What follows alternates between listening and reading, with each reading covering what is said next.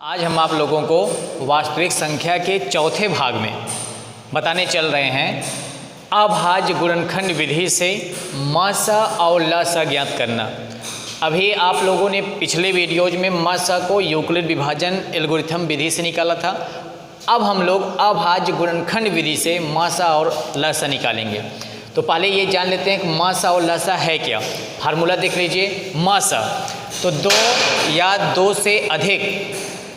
या दो से अधिक संख्याओं का म स वह बड़ी से बड़ी संख्या होती है जो दिए गए, चाहे दो हों या दो से अधिक हों, दिए गए सभी संख्याओं को पूर्णतः विभाजित कर दे। या ऐसे भी कह सकते हैं वह बड़ी से बड़ी संख्या जो दी गई सभी संख्याओं को पूर्णतः विभाजित कर दे, दी हुई संख्याओं का म स या महत्तम समापवर्तक कहलाता है। उसी प्रकार ल स है। ल स में बताएंगे कि वह छोटी सी छोटी संख्या जो दी हुई सभी संख्याओं से पूर्णतः विभाजित हो जाए वह उन संख्याओं की लघुत्तम समापवर्तक कहलाती है। अब हमें अभाज्य गुणनखंड विधि से महत्तम लघुत्तम निकालना है। तो पहला पॉइंट है दो या दो से अधिक संख्याओं का म स निकालेंगे। कैसे? तो दो या दो से अधिक संख्याओं का म स बराबर संख्याओं के गुणनखंडों में उभयनिष्ठ। सबसे पहला काम क्या करना है? संख्याओं का गुणनखंड करना। तो संख्याओं के गुणनखंडों में उभयनिष्ठ जानते हैं, कॉमन अंग्रेजी में बोलते हैं उभयनिष्ठ, प्रत्येक अभाज्य गुणनखंड की न्यूनतम घात का गुणनफल। ऐसे समझिए कि जितनी भी संख्याएं दी गई हों सभी का क्या करेंगे? सबसे पहले गुणनखंड करेंगे, अभाज्य गुणनखंड करेंगे।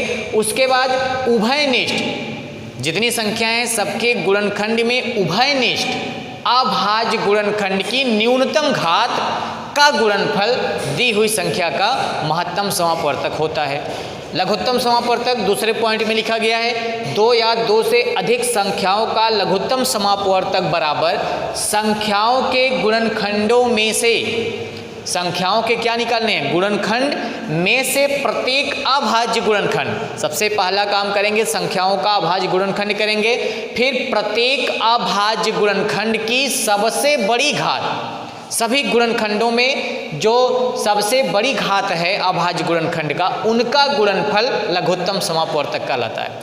अब निकाल के देखते हैं कि कैसे पता करेंगे इसका महत्तम समापवर्तक क्या है, लघुत्तम क्या है। तो पहला उदाहरण हमने लिया है महत्तम समापवर्तक के लिए। अभाज्य गुणनखंड विधि द्वारा 96 तथा 404 का महत्तम समापवर्तक ज्ञात कीजिए। अभी इसके जस्ट पिछले वीडियोज में हमने बताया था कि किसी भी भाज्य संख्या का अभाज्य गुणनखंड विधि द्वारा कैसे गुणनफल ज्ञात करते हैं। तो सबसे पहले हम 96 और 404 का अभाज्य गुणनखंड करेंगे। तो आइए करते हैं। पहला है 96। तो 96 का अभाज्य गुणनखंड अभाज्य संख्याओं से काटना है। तो हमने बताया था कौन सी संख्या किस संख्या से विभाजित होगी, विभाजिता का नियम भी थोड़े में बता दिया था। तो 2 से काटते हैं, 2 से कट जाएगी क्योंकि इकाई का अंक सम संख्या है। तो 2 से काटेंगे, 2 चौक 8, एक शेषफल आया 16 हो गया, फिर 2 अट्ठे 16, फिर 2 से काटते हैं। तो 2 दूनी में 4 और 2 चौका 8, फिर 2 से कट गया। फिर 2 से काटते हैं, 2 एक कम 2, 2 दूनी 4, फिर 2 से काटते हैं, 2 छके 12, फिर 2 से काटते हैं, 2 तिहाई 6। अब ये 2 से नहीं कटेगा, किससे कटेगा? 3 से। तो 3 एक कम 3। तो अभाज्य गुणनखंड हो गया, अभाज्य गुणनखंड। तो 96 का अभाज्य गुणनखंड हो गया क्या क्या?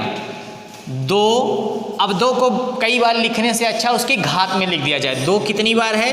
1 2 3 4 5। तो क्या लिखेंगे? 2 की घातें 5 और गुणे में 3 एक ही बार है तो गुणे 3। तो ये हो गया 96 का अभाज्य गुणनखंड, 2 की घातें 5 गुणे 3। अब चलते हैं 404 पे। 404 का निकालते हैं। 404 इसका भी अभाज्य गुणनखंड। 2 से काटते हैं इसको पहले, तो 2 दूनी 4, 0, फिर 2 दूनी 4, फिर 2 से काटते हैं, 2 एक कम 2, 0, 2 एक कम 2। अब ये 2 से नहीं कटेगा, 3 से चेक कर लेते हैं, तो 1 1 2, 3 से भी नहीं कटेगा, 4 से नहीं कटेगा, 5 से नहीं कटेगा, 6 से नहीं कटेगा, 7 से चेक करते हैं, 7 एक कम 7, 10 से 7 गया 3, 31, 7 से भी नहीं कटेगा, 8 से भी नहीं कटेगा, 9 से भी नहीं कटेगा। अब ये 101 को यहीं पे छोड़ देते हैं, किसी संख्या से नहीं कटेगा, तो 101 101 से ही कटेगा। अब इसके अभाज्य गुणनखंड हो गए, अभाज्य गुणनखंड, अभाज्य गुणनखंड बराबर, तो अभाज्य गुणनखंड हो गया 2 2 बार है तो 2 की घाते 2 और गुणे में 101, तो दोनों के अभाज्य गुणनखंड हो गए। हमें निकालना क्या, मसा। अब इसके परिभाषा पर चलते हैं, तो संख्याओं के गुणनखंडों में उभयनिष्ठ, तो उभयनिष्ठ क्या है, 2 है, 2 उभयनिष्ठ है, 2 से दोनों में, यहाँ भी 2 से कटा है और ये भी 2 से कटा, तो 2 उभयनिष्ठ है। प्रत्येक अभाज्य गुणनखंडों की न्यूनतम घात, तो 2 की न्यूनतम घात दोनों में क्या है, 2 की घाते 2 लिखा गया ना, न्यूनतम घात का गुणनफल, तो न्यूनतम घात कितना है, 2 की घाते यहाँ 2 है और यहाँ 2 की घाते 5 है, तो न्यूनतम घात 2 का क्या है, 2 की घाते 2। तो चूंकि उभयनिष्ठ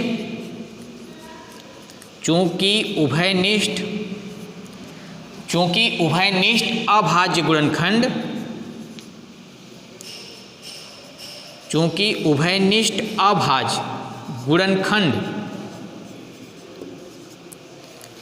की न्यूनतम घात बराबर क्या है, 2 की घाते 2। तो चूंकि उभयनिष्ठ अभाज्य गुणनखंड की न्यूनतम घात क्या है, 2 की घाते 2, अतः एक है 96, अतः 96 तथा 404, अतः 96 तथा 404 का मस महत्तम समापवर्तक, मस बराबर, मस क्या होगा, न्यूनतम घात का गुणनफल। तो न्यूनतम घात का जब गुणनफल करेंगे तो 2 की घाते 2 का गुणनफल करेंगे, 2 गुणे 2 अर्थात कितना आ गया, 4। तो हमारा आंसर हो गया 4, अर्थात दी हुई दोनों संख्याओं 96 तथा 404 का महत्तम समापवर्तक हो गया 4। हमने डिफिनेशन एक और बताया था कि वह बड़ी सी बड़ी संख्या जो दी हुई संख्याओं को पूर्णतः विभाजित कर दे, वह दी हुई संख्याओं का महत्तम समापवर्तक कहलाता है। अब 4 से बड़ी कोई और संख्या नहीं हो सकती जो कि 96 और 404 दोनों को पूर्णतः विभाजित कर दे। न्यूनतम तो हो सकती है, न्यूनतम 2 से भी हम काट सकते हैं दोनों, लेकिन 4 से बड़ी, इसीलिए कहा गया वह बड़ी सी बड़ी संख्या। तो 4 से बड़ी और कोई संख्या नहीं हो सकती जो कि 96 और 404 को पूर्णतः विभाजित कर दे। इसीलिए कहा जाता है महत्तम समापवर्तक में वह बड़ी सी बड़ी संख्या जो दी हुई संख्याओं को पूर्णतः विभाजित कर दे, उनका मसा कहलाता है। अब चलिए दूसरा एग्जाम्पल लेते हैं लघुत्तम समापवर्तक के लिए। दूसरे पे चलते हैं, चलिए दूसरे क्वेश्चन पे चलते हैं। अभाज्य गुणनखंड विधि द्वारा 60, 84 तथा 108 का लस अज्ञात करना है। अभी हमने मस अज्ञात किया, अब लस अज्ञात करना है। तो फिर वही काम करेंगे, सबसे पहले 60, 84 और 108 का अलग अलग क्या निकालेंगे, गुणनखंड, अभाज्य गुणनखंड करेंगे। तो चलिए पहले अभाज्य गुणनखंड कर लेते हैं। 60 का अभाज्य गुणनखंड करते हैं, 2 से काटते हैं, तो 2 तिहाई 6, 0, फिर 2 से काटते हैं, तो 2 एक कम 2, 2 पच्चे 10, अब 2 से कटेगा नहीं, 3 से काटते हैं, तो 3 पचे 15, फिर अब ये 3 से नहीं कटेगा, किससे कटेगा, 5 से, 5 एक कम 5। तो ये 60 का गुणनखंड हो गया। अगला है 84 का गुणनखंड कर लेते हैं। 84 को भी 2 से पहले काटते हैं, 2 चौके 8, 2 दूनों में 4, फिर 2 से काटते हैं, 2 दूनी 4, 2 एक कम 2, अब 2 से नहीं कटेगा, 3 से काटते हैं, 3 सत्ते 21, अब ये 7 से ही कटेगा, 7 एक कम 7। 108 पे चलते हैं, 108 इसका अभाज्य गुणनखंड करते हैं, ये भी 2 से कट जाएगा, 2 पच्चे 10, 2 चौके 8, फिर 2 से काटते हैं, दो दूनी में 4 और 2 सत्ते 14, 3 से काटते हैं, 3 नवा में 27, फिर 3 से काटते हैं, 3 तिरिका 9, फिर 3 से काटते हैं तो कितना आ गया 1। तो ये तीनों के हमने तीनों का हमने गुणनखंड कर दिया। इसके बाद अब सभी का गुणनखंड लिख लेते हैं, अभाज्य गुणनखंड। तो 60 का अभाज्य गुणनखंड क्या होगा? 60 बराबर हमने लिखा था भाज्य संख्या बराबर अभाज्य संख्याओं का गुणनफल। तो 60 बराबर क्या लिखेंगे? 2 गुणे 2 गुणे 3 गुणे 5। अगर घात के रूप में लिखना चाहें तो क्या लिखेंगे? 2 की घाते 2 गुणे 3 गुणे 5, क्योंकि 3 और 5 अकेले हैं। इसके बाद 84 का गुणनखंड लिख लेते हैं। 84 बराबर क्या होगा? 2 कितनी बार है? 2 बार, 2 गुणे 2 गुणे 3 और गुणे 7। इसको भी घात के रूप में लिख देते हैं। 2 की घाते कितना? 2 गुणे 3 गुणे 7। यहाँ पे 3 की घाते 1 मान लेते, 5 की घाते 1, 3 की घाते 1, 7 की घाते 1, ठीक है। इसके बाद 108 का गुणनखंड कर लेते हैं। 108 बराबर तो 2 गुणे 2 गुणे 3 गुणे 3 गुणे 3। 3 कितनी बार है? 3 बार। अब इसको क्या लिखेंगे? 2 की घाते 2 गुणे 3 की घाते 3। तो सभी के अभाज्य गुणनखंड के रूप में सबको लिख लिया गया। अब आते हैं अपने फार्मूले पर। लिखा है संख्याओं के गुणनखंडों में से, लसा की बात की जा रही क्योंकि हमें लसा निकालना है। तो संख्याओं के गुणनखंडों में से, ये संख्याओं के गुणनखंड हो गए, प्रत्येक अभाज्य गुणनखंड की, प्रत्येक अभाज्य गुणनखंड, जितने भी अभाज्य गुणनखंड हैं, प्रत्येक अभाज्य गुणनखंड की सबसे बड़ी घात का गुणनफल। तो यहाँ पे एक बात कहा है, प्रत्येक अभाज्य गुणनखंड, जितने भी अभाज्य गुणनखंड हैं हमें सबको लिखना है, लेकिन क्या ध्यान देना है? सभी की सबसे बड़ी घात लिखेंगे, क्योंकि बड़ी घात लिखेंगे छोटी घात उसी में आ जाएगा। बड़ी घात का गुणनफल तो लिखेंगे अतः 60 कामा 84 तथा 60 84 तथा 108 का लस बराबर क्या होगा? प्रत्येक अभाज्य गुणनखंड की सबसे बड़ी घात। तो देख रहे हैं कि 2 सब में है, प्रत्येक अभाज्य गुणनखंड, तो 2 यहाँ पे है, यहाँ भी है, यहाँ भी नहीं भी होगा तभी हमको लिखना है। प्रत्येक अभाज्य गुणनखंड, कोई भी अभाज्य गुणनखंड छोड़ना नहीं है। तो सबसे पहले शुरुआत 2 से करते हैं। तो तीनों में 2 की सबसे बड़ी घात कितनी है? 2 ही है, तो 2 की घात 2 हो गया। अब गुणनफल सबका गुणा करना है, गुणे 3 की सबसे बड़ी घात कितनी है? 3 है, चाहे यहाँ हो ना हो हमें सबसे बड़ी घात ही लेना। 3 की घाते 3, तो 3 की घाते 3, फिर गुणनफल।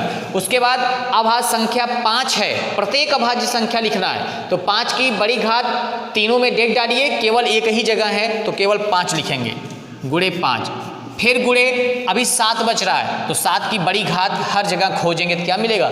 एक ही मिलेगा, तो गुणे 7। ये हमारा हो गया लसा।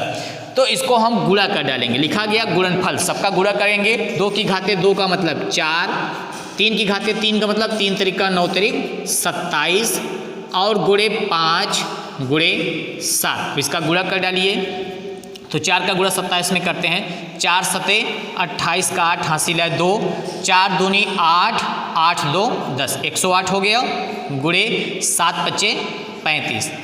तो 108 में 35 का गुणा कर लीजिए, या अलग से यहाँ कर देते हैं। 108 गुणे में 35 कर लीजिए, 5 अठे 40, 40 हो गया, 5 एकम 5, 3 अठे 24, फिर 3 एकम 3, तो 0 4 4 8 5 2 7 3, तो कितना आ गया? बराबर 3780। ये हमारा हो गया आंसर। अर्थात दी हुई तीनों संख्याओं का लघुत्तम समापवर्तक होगा 3780। दूसरा डिफिनेशन भी हमने बताया था कि वह छोटी सी छोटी संख्या जो दी हुई सभी संख्याओं से पूर्णतः विभाजित हो जाए, अर्थात 3780 से छोटी और कोई संख्या आपको नहीं मिलेगी जिसमें अगर हम 60 से भाग करें, 84 से भाग करें, 108 से भाग करें तो वह पूर्णतः विभाजित हो जाए। अर्थात 3780 ही वह सबसे छोटी संख्या है जो इन तीनों संख्याओं से पूर्णतः विभाजित हो जाएगा। बड़ी संख्या और भी मिल सकती हैं लेकिन सबसे छोटी संख्या यही है। तो किसी भी संख्याओं का, दो या दो से अधिक संख्याओं का लघुत्तम समापवर्तक वह छोटी सी छोटी संख्या होती है जो सभी संख्याओं से पूर्णतः विभाजित हो जाए। अब इस पे कुछ और आपको क्वेश्चन अभ्यास के लिए दे दिया जा रहा है। तो कुछ क्वेश्चन अब आप लोगों को अभ्यास के लिए दिया जा रहा है। इसी से संबंधित हमने एग्जाम्पल बताया, दोनों तरीके से महत्तम लघुत्तम दोनों का बता दिया। अब उसी आधार पे आप लोग इन पांचों क्वेश्चनों को हल करके अपने ग्रुप में चेक करने के लिए सेंड करेंगे। करना क्या है, निम्न संख्याओं का अभाज्य गुणनखंड विधि से म सा तथा ल सा ज्ञात कीजिए। तो पांचों का म सा भी निकालना है और साथ ही साथ ल सा भी निकालना। पहला है 253 कामा 440, दूसरा है 25 10 50, तीसरा है 77 99, चौथा है 92 तथा 510, पाँचवा है 904 तथा 7119। इनका आप लोग लघुत्तम महत्तम अभाज्य गुणनखंड विधि से निकाल के अपने अपने ग्रुप में सेंड करेंगे तो उसको चेक किया जाएगा। फिर आगे का, इसके आगे की टॉपिक अगले वीडियो में बताया जाएगा।